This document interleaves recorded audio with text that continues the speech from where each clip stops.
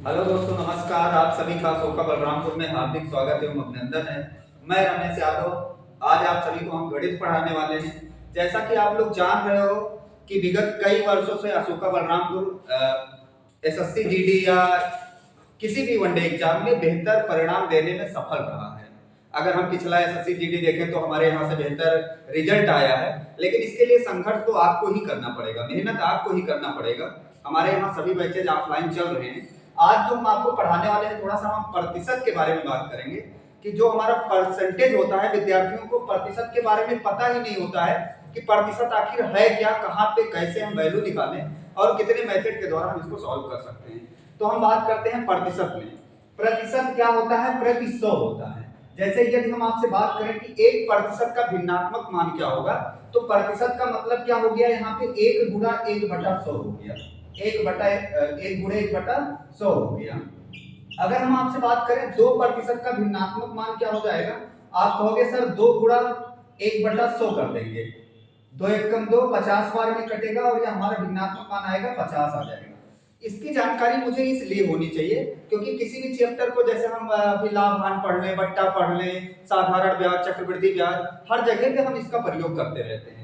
तो जो हमारा यहाँ पे नीचे दिया होता है, ये हमारा मूल मान होता है, मतलब क्रय मूल्य होता है। इसको हम क्या बोल सकते हैं? क्रय मूल्य बोल सकते हैं, मूलधन बोल सकते हैं। और जो ऊपर हमारा एक लिखा होता है, यही वृद्धि और कमी करता है। अगर कमी हो रही है तो हम यहाँ पे हानि बोलेंगे, अगर बढ़ रहा है तो हम लाभ बोल देते हैं। ठीक है। और एक जो हमें दिखाई देता है, ये ब्याज के रूप में भी काम करता है। ऐसे अगर हम 3% की बात करेंगे तो 3% बराबर 3/100 हो जाएगा। 4% का भिन्नात्मक मान क्या हो जाएगा? 4/100 मतलब क्या आ जाएगा? 4 एकम, ये 25 बार में कट जाएगा। तो ये बराबर आपको मिल जाएगा क्या? 1/25 आ जाएगा। ऐसे 5% का भिन्नात्मक मान क्या हो जाएगा? 5/100 मतलब क्या आ जाएगा आपका? 1/20 आ जाएगा। यहां से हमें क्या मिलेगा? 1/20 मिलेगा। तो बहुत ज्यादा वैल्यू हम आपको ना बताकर ये बता रहे हैं कि अगर कहीं पर प्रतिशत लगा है संख्या के साथ में, तो इसका मतलब 1/100 होता है। प्रतिशत का मतलब क्या होता है? 1/100 होता है। तो यहाँ पे अब कोई भिन्न दे दिया गया, जैसे मान लेते हैं 3/4 दिया गया है और इसको कह रहा है कि प्रतिशत में व्यक्त करो। तो प्रतिशत का मतलब क्या हो गया? जब प्रतिशत आप बना रहे हो तो यहाँ पे आप 100 से गुणा कर देते हो। तो 100 से जब गुणा करते हैं तो ये हमारा क्या आ जाएगा? 25 आ जाएगा। 25 या 75% आ जाएगा। तो कुल मिलाकर मुझे 2-3 बातें जानना बहुत जरूरी होता है कि प्रतिशत को पहला नोट करके पॉइंट आप लिखेंगे कि प्रतिशत को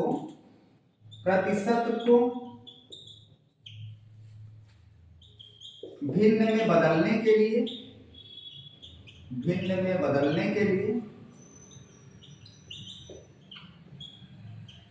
1/100 से गुणा करते हैं। 1/100 से गुणा करते हैं। ये मुझे जानकारी होनी चाहिए कि कहीं पे अगर प्रतिशत लगा है, इसको मुझे हटाना है, तो हम क्या करते हैं? 1/100 से गुणा कर देते हैं। दूसरा पॉइंट यहाँ पे जानकारी ये होनी चाहिए कि अगर कोई भिन्न दिया गया है, भिन्न को प्रतिशत में बदलने के लिए इसके अपोजिट काम करते हैं। भिन्न को प्रतिशत में बदलने के लिए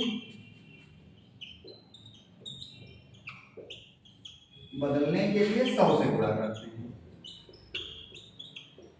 100 से गुणा करते हैं। ये दो बातें हमने अभी तक आपको बताया। तीसरा बात ये होता है, अब हम सवालों पे चलते हैं कि हमारे सवाल किस किस टाइप से आ जाते हैं। जैसे कुछ शब्द होते हैं प्रतिशत के, जिसको मुझे जानकारी होना चाहिए। अगर हम शब्द को नहीं जान पाते हैं तो हमारा सवाल गलत हो जाता है। जैसे हमारा सवाल है 240, संख्या 240 400 का कितना प्रतिशत है? कितना प्रतिशत है?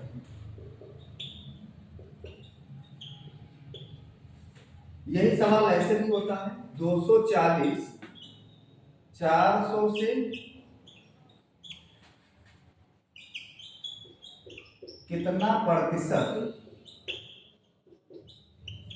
कम है?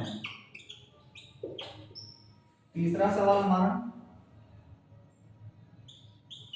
240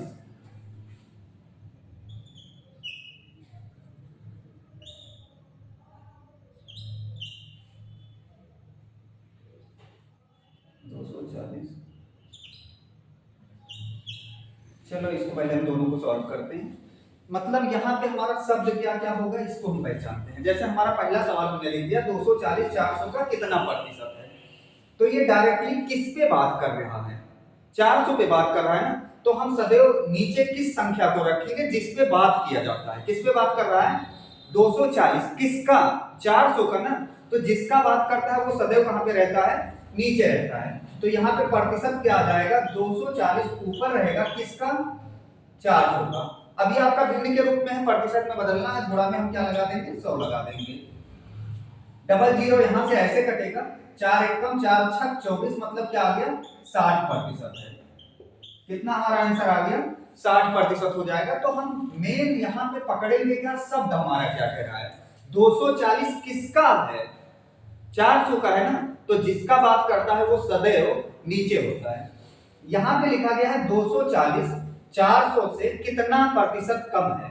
तो 240 दोनों के बीच में अंतर कितने का है, कितने का अंतर आ जाएगा 160 का अंतर आएगा। अंतर कितने का आएगा, तो यहाँ पे जो अंतर दिखाई देता है, कितना अंतर दिखाई दे रहा है 160 का अंतर है। तो कितना प्रतिशत कम है, कमी प्रतिशत, कमी प्रतिशत बराबर आपका क्या आ जाएगा 160, तो कमी हो रहा है।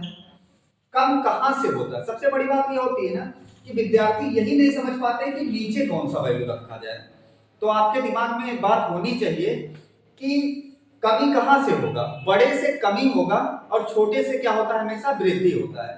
तो ये किससे बात कर रहा है, कितना प्रतिशत कम होगा, तो कम कहां से होगा, बड़े से होगा ना। तो इन दोनों में बड़ा वैल्यू हमारा कौन सा है 400 है। तो यहाँ पे आपने क्या लिख दिया 400 लिख दिया। अब प्रतिशत के लिए क्या लगाओगे, गुणा में 100 लगाओगे, डबल जीरो ऐसे काट दोगे, 4 से भाग करोगे, 4 चौक 16 आ जाएगा, 40% हमारा आंसर आ जाएगा। कोई डाउट तो नहीं ना इसमें। तो हमें शब्द पहचानना होगा कि जिससे बात करता है वो सदैव नीचे होता है। इस तरीके से हम प्रतिशत को निकाल लेते हैं।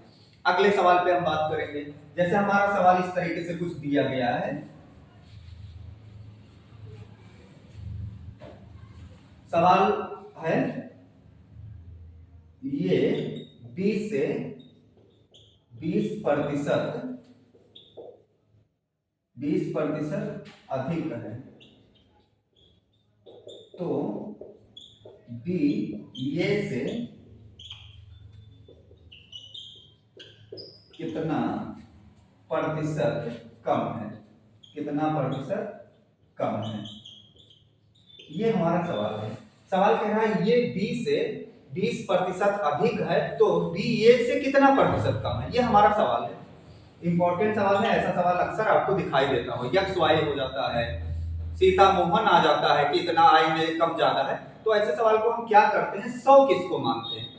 एक तो तरीका होता है कि हम प्रतिशत में कन्वर्ट करके भी इसको सॉल्व कर सकते हैं। दूसरा ये होता है कि जिसके साथ से लगा हो, शब्द कैसे पहचानेंगे, जिसके साथ से लगा होता है उसको हम सदैव क्या मानते हैं 100 मानते हैं। जैसे आप ये और बी ऐसे लिख दिया, से हमारा किसके साथ लगा है, बी के साथ लगा है ना, तो बी को हमने क्या कहा 100 कह दिया। तो बताओ यहाँ पे कह रहा है कि ये बी से 20% अधिक है, कितना ज्यादा है 20 ज्यादा है। और प्रतिशत हमेशा डिपेंड होता है 100 पे डिपेंड होता है। तो बताओ अगर 20 100 है, 20 ज्यादा करना है, तो ये हमारा कितना आ जाएगा 120 आ जाएगा। अब ये यहां तक का बात तो खत्म कर दिया, जो भाषा लिखा था उसको हमने गणित के रूप में लिख दिया। आगे क्या दिया है, बी ए से कितना प्रतिशत कम है। अच्छा, अब आपके दिमाग में आया होगा कि कमी कहां से होता है, बड़ा से कम होगा। कमी कहां से होता है, बड़े मान से होता है। तो इन दोनों में बड़ा कौन है 120 है। तो कमी प्रतिशत हमारा क्या आ जाएगा 120, तो हमारा नीचे आ जाएगा, क्योंकि बात कमी हो रही है ना, तो कमी कहां से होगी, बड़ी वैल्यू से होगी। तो 120 तो हमने नीचे लिख दिया। अब कितना अंतर आ रहा है दोनों के बीच में, कितना कम हो रहा है 20 ना, तो 20 हमने ऊपर लिख दिया और प्रतिशत के लिए गुणा में हम 100 लगा देंगे। कोई दिक्कत तो नहीं है यहाँ पे। अब देखो 0 से 0 आप काट दो, 2 एक कम 2 काट दो, 2 छक 12, अपने हिसाब से आप डिवाइड कर लोगे, कोई दिक्कत इसमें नहीं है। 2 से फिर भाग करेंगे 3 आ जाएगा और ये आपका 50 आ जाएगा। तो हमारा जो वैल्यू आ गया 50/3 आ गया। 50/3 को जब आप भाग करोगे तो 3 एक कम 3 आ जाएगा और 3 छक 18, 2 20, यानी 16 सही 2/3%, ये हमारा आंसर आ जाएगा। तो मुझे ऐसे प्रश्नों में प्रतिशत के सभी सवालों में शब्द को पहचानना होता है। किसको पहचानना होता है? शब्द को पहचानना होता है। अच्छा, अगर हम इसको चाहें कि हम रेशियो मेथड से लगाएं तो आप रेशियो में भी बदल सकते हो, क्योंकि अभी आपने पढ़ा कि 20% का जो भिन्नात्मक मान होगा वो क्या होता है आपका 20 गुणा में 1/100 लिखोगे, 20 पंचे 100, तो ये बराबर क्या आ जाएगा 1/5 आ जाएगा। क्या हो जाएगा 1/5 हो जाएगा। अब ये कह रहा है कि 20% अधिक है। कितना अधिक है? 20% अधिक है। तो बताओ, कमी पूछा है ना, तो कमी प्रतिशत क्या हो जाएगा? अच्छा, एक बात आपके दिमाग में और होना चाहिए जब हम रेशियो में बदलते हैं कि कमी कब होगी? जब हम उसका बंटवारा ज्यादा कर दें। जैसे 1 किलो सामान रखा है, अगर ज्यादा लोग में बांटेंगे तो कम कम पाएंगे, तो नीचे का वैल्यू जो हमारा होना चाहिए वो ज्यादा होना चाहिए। अच्छा, परिवर्तन कौन करता है? यही एक तो ना, तो 5 से 6 हो गया, तो नीचे तो हमारा वैल्यू 6 हो जाएगा। अब कमी वृद्धि कितने का हो रहा है? 1 का हो रहा है। और प्रतिशत के लिए हम क्या लगा देंगे? गुणा में 100 लगा देंगे। तो यहाँ पे जब इसको डिवाइड करोगे तो 2 तिहाई 6 हो जाएगा, 50 आ जाएगा। 50/3 को जब भाग करोगे तो 16 से ही 2/3% आ जाएगा। ये हमारा आंसर होगा। तो हम रेशियो में भी बदल के बहुत आसानी के साथ इसको कर सकते हैं। उम्मीद है कि ये सवाल आपके समझ में आया होगा, कोई दिक्कत नहीं होगा। अच्छा, अब हम अगले कॉन्सेप्ट पे बात करते हैं। ऐसे हमारे डायमेंशन वाले सवाल आ जाते हैं। डायमेंशन वाले में होता क्या है? जैसे सवाल दे देता है कि एक आयत की लंबाई में इतना वृद्धि कर दिया जाए, इतना कमी कर दिया जाए, तो उसके क्षेत्रफल पर क्या प्रभाव पड़ेगा। यह सवाल आता है कि किसी वृत्त पे बात कर लेता है, बेलन पे बात कर लेता है, शंकु पे बात कर लेता है। मैं सिर्फ आपको एक कॉन्सेप्ट बता रहा हूं कि दुनिया का कोई भी आकृति हो, यदि आपसे क्षेत्रफल पूछेगा तो आपके दिमाग में सिर्फ एक बात होनी चाहिए कि अगर क्षेत्रफल ज्ञात करना है तो हम लंबाई गुणा चौड़ाई करेंगे, मतलब 2 भुजा का मुझे सदैव गुणा करना होगा। अब प्रतिशत के सवालों में मुझे फार्मूला याद करने की जरूरत नहीं है, गणित के मुझे कॉन्सेप्ट को समझने की जरूरत होती है। जैसे यदि हम कोई सवाल लिख दें यहाँ पे, जैसे सवाल कह रहा है एक आयत की लंबाई में, एक आयत की लंबाई में 10% की वृद्धि तथा उसकी चौड़ाई में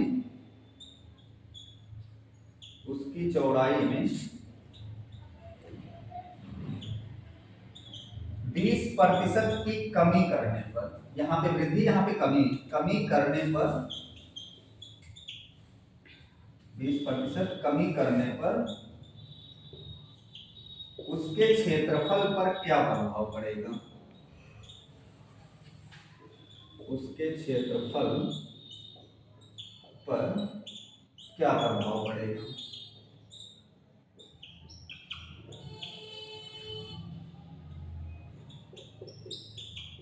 उसके क्षेत्रफल पर क्या प्रभाव पड़ेगा? अच्छा, अब आप ये बात जानते हैं कि आयत जो हमारा बता, अच्छा ये आपको जानने की जरूरत नहीं है। बहुत विद्यार्थी जब बेलन शंकु दे देता है तो सोचते हैं कि गुरुजी हमें तो फार्मूला ही नहीं आया था, वो काम छोड़ दिया। ऐसा कुछ भी नहीं है, किसी भी फार्मूले की आपको जरूरत नहीं पड़ेगा। यहाँ पे ये कह रहा है कि अगर लंबाई में 10% बढ़ा दिया जाए तो ये कुछ बड़ा बन जाएगा ना, और क्षेत्रफल का मतलब वो कितना जगह घेर रहा है। बात समझ पा रहे हो ना? तो इसीलिए हम 2 भुजा का यहाँ पे गुणा करते हैं। तो यहाँ पे अगर हम फार्मूला लगाएंगे, हमारा डायमेंशन फार्मूला होता है, क्या होता है?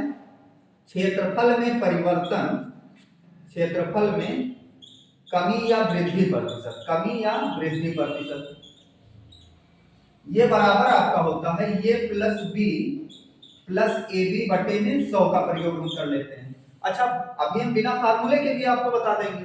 अच्छा, ये फार्मूला तो आपको किताबों में अक्सर दिखाई देता होगा। अब कोई विद्यार्थी ज्यादा नहीं समझ पाया तो इसकी सहायता से भी 1-2 सवाल वो कर ही लेगा, कोई दिक्कत इसमें नहीं है। सवाल किसी भी टाइप का होगा तो हमेशा ये काम करता है। अगर एक बार वृद्धि, एक बार कमी या कभी वृद्धि, यानी परिवर्तन 2 बार होता है, तो हम इस फार्मूले की सहायता से सवाल को सॉल्व कर लेते हैं। अब यहाँ पर अगर वृद्धि होगा तो हम ये का वैल्यू प्लस में लेंगे, अगर कमी होगा तो हम क्या लेंगे? माइनस में लेंगे। तो यहाँ पे ये बराबर कितना दिया है? 10% वृद्धि, ये तीर ऊपर है मतलब वृद्धि बता रहा है। बी का वैल्यू क्या है? 20% दिया गया है, कमी हो रहा है इसलिए पीछे लगा दिया। तो क्षेत्रफल में टोटल परिवर्तन यहाँ से क्या आने वाला है? यहाँ पे हमने 10 लिखा प्लस में और ये माइनस में 20 लिखा। और जब दोनों चिन्ह आ जाए, प्लस माइनस दोनों आ जाए, तो यहाँ पे सदैव क्या होता है, निगेटिव होता है। 10 गुणा में 20 आ जाएगा, बटे में क्या आ जाएगा, 100 आ जाएगा। एक जीरो यहाँ से यहाँ काट दिया, एक जीरो इसका इसका। 10 और ये 20 है, असमान चिन्ह सदैव घटते हैं, ठीक उसी का लगता है जो बड़ा होता है। तो 20 में 10 जाएगा, कितना बचेगा, -10, और यहाँ पे बचेगा -2, बराबर कितना आ गया, -12 में। तो ये माइनस क्या बता रहा है कि कमी हो रहा है, क्षेत्रफल कम हो जाएगा। क्षेत्रफल क्या होगा, कम हो जाएगा। कितना कम होगा, 12% की कमी होगी, ये हमारा आंसर हो जाएगा। तो इस फार्मूले की सहायता से चाहे आयत का सवाल होगा, बेलन का सवाल होगा, किसी का भी सवाल होगा, पृष्ठीय क्षेत्रफल की बात करेगा, क्षेत्रफल की बात करेगा, तो हम सारे सवाल को बिना फार्मूले के द्वारा ज्ञात कर लेंगे, कोई दिक्कत इसमें नहीं रहा होगा। अब देखिए कितना आसानी से इसका कॉन्सेप्ट समझ करके हम रेशियो में बदल करके करते हैं। जैसे अभी हमने बताया कि प्रतिशत को भिन्न में बदलने के लिए हम 1/100 से गुणा करते हैं। तो यहाँ पे लंबाई में परिवर्तन कितना दिया गया है, L बराबर 10%, और इसका जो भिन्नात्मक मान आएगा क्या आ जाएगा, 1/10 आ जाएगा। 20% का भिन्नात्मक मान क्या हो जाएगा, 1/5 हो जाएगा। क्या आ जाएगा, 1/5 हो जाएगा। अच्छा, प्रारंभ में क्षेत्रफल जब आप निकालेंगे तो बताओ प्रारंभ में क्षेत्रफल क्या आ जाएगा, लंबाई गुणा चौड़ाई। अब यहाँ मूल मान मतलब प्रारंभ में लंबाई 10 था और चौड़ाई 5, और क्षेत्रफल के लिए हमने कहा दो भुजा का गुणा कर दो। तो यहाँ से जब आप गुणा करोगे 10 गुणा में 5, तो ये कितना आ जाएगा बच्चा, 50 आ जाएगा। कितना यूनिट आ गया, 50 यूनिट आ गया। बाद में क्षेत्रफल क्या आ जाएगा, या नया क्षेत्रफल क्या आएगा। अब यहाँ पे वृद्धि किया गया है, तो 10 में एक ही तो बढ़ेगा, यही तो कमी वृद्धि कर रहा है। तो क्या हो गया, लंबाई 11 हो गया, और चौड़ाई में क्या किया गया है, कमी किया गया है, तो 5 से क्या हो जाएगा, 4 हो जाएगा। तो गुणा में हम 4 लगाएंगे तो 11 × 44 आ जाएगा। अब बच्चा बताओ यहाँ पे कमी हो रहा है कि वृद्धि हो रहा है, कमी हो रहा है ना। कितने का कमी हो रहा है, 50 से 44 हो गया, कमी हो रहा है ना। तो कमी प्रतिशत क्या आएगा, कमी 6 का हो रहा है, किससे कम हो रहा है। अब मेन बात बच्चे यहाँ पे ये नहीं समझ पाते हैं कि गुरुजी हम 44 लिखी कि 50 लिखी। तो आपको समझना होगा कि आपको क्या, कौन सा वैल्यू आपको नीचे रखना है। तो आप वैल्यू कौन सा रखोगे, 50 रखोगे, क्योंकि कमी हमेशा कहाँ से होगी, बड़े मान से होता है। तो बड़ा आपका 50 है। अब प्रतिशत के लिए गुणा में क्या लगा देंगे, 100 लगाएंगे। 50 से कम 50, 50 दूना 100, और ये आपका क्या आ गया, 6 दूना 12% कमी आ गया। ये हमारा आंसर हो जाएगा। तो हम रेशियो में बदल करके सवाल को बहुत आसानी के साथ ज्ञात कर सकते हैं, कोई दिक्कत तो नहीं ना इसमें। चलो एक सवाल और हम देखते हैं। अगला सवाल हम मान लेते हैं हमने बेलन का ले लिया। कोई भी सवाल लोगे जब क्षेत्रफल की बात होगी तो बहुत आसानी के साथ आप ज्ञात कर सकते हैं। जैसे हमारा सवाल आ गया, एक बेलन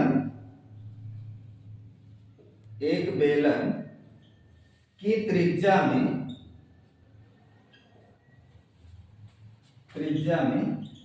20% की कमी तथा उसकी ऊंचाई में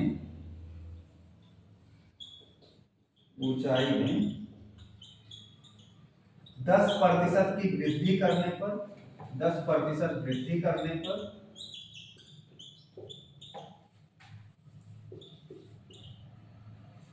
उसके पृष्ठीय क्षेत्रफल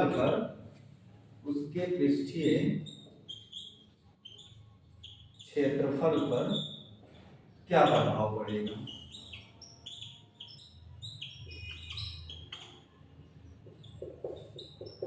उसके पृष्ठीय क्षेत्रफल पर क्या प्रभाव पड़ेगा।